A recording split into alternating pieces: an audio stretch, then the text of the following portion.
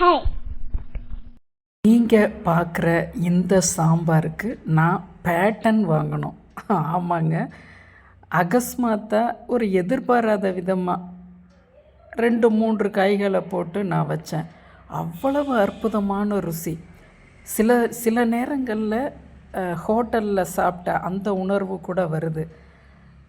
ரொம்ப இது அதாவது நானே உரிமை பட்டயம் வாங்கணும்னு வச்சுக்கோங்களேன், அந்த அளவுக்கு உத்தரவாதம் தரேன். ரொம்ப எளிமையான சாம்பார் தான், ரொம்ப ஒரு பெரிய விஷயங்கள் இதுக்குள்ளே இல்லை.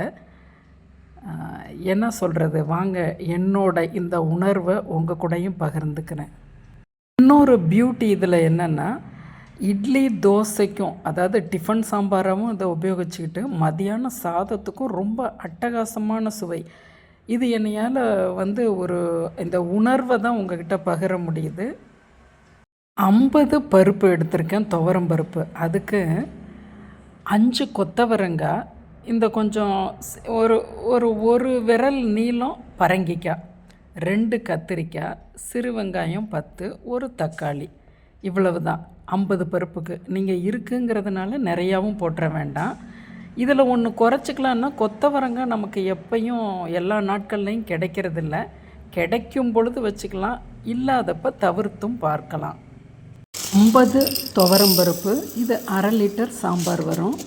அரை நெல்லிக்காய் சைஸு புளியையும் இப்போது ஊற வச்சுக்கிறோம். இப்போ பருப்பு 2 விசிலில் வெந்துருச்சு. அது கரண்டியில் மசிச்சு பார்க்குறேன், மசிக்க முடியல.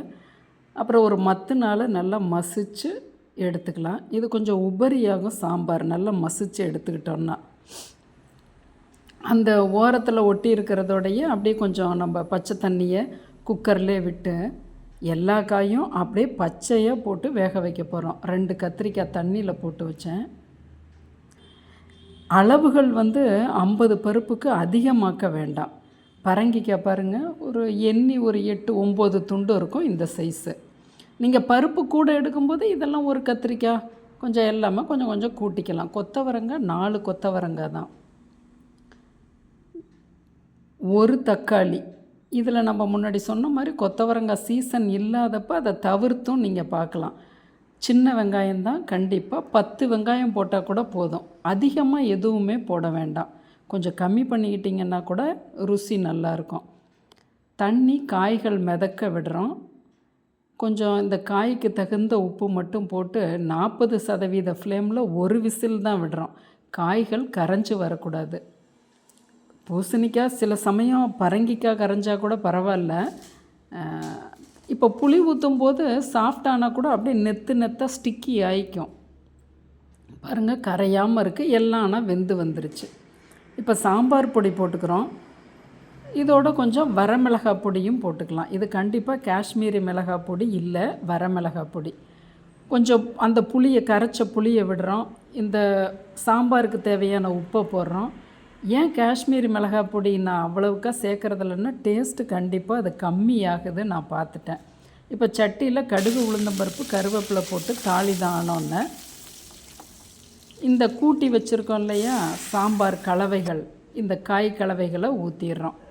நல்லா அந்த பச்சை வாடை போகுது. புளி, சாம்பார் பொடி, இதனுடைய பச்சை வாடை போக 3 நிமிஷம் ஆகும். இப்போ பருப்பை போட்டுடுறோம். கடைஞ்சி வச்ச பருப்பை கன்சிஸ்டன்சி பார்த்துக்குங்க. பாருங்கள், காய்கள்லாம் கரையாமல் இருக்குது. இதுலேயும் இன்னும் கொஞ்சம் ஒரு 3 நிமிஷத்துலேயும் நல்லா வெந்து கொடுத்துரும். உங்களுக்கு என்ன கன்சிஸ்டன்சின்னு பாருங்கள். இன்னும் கொஞ்சம் கூட திக்காக வேணும்னா விட்டுக்கலாம். நான் கொஞ்சம் லிக்விடாக தான் நாங்கள் சாப்பிடுவோம். இப்படி எடுத்துக்கலாம். தோசைக்கும் அருமையாக இருக்கும், இட்லிக்கும் நல்லாயிருக்கும், சாதத்துக்கும் நல்லாயிருக்கும். எல்லாமே சேர்த்து நெய் கண்டிப்பாக 1/2 டீஸ்பூன் 50 பருப்புக்கு போட்டுக்கிறோம். நம் சமையலறை என்றும் உயிர்ப்போடு இருக்கட்டும்.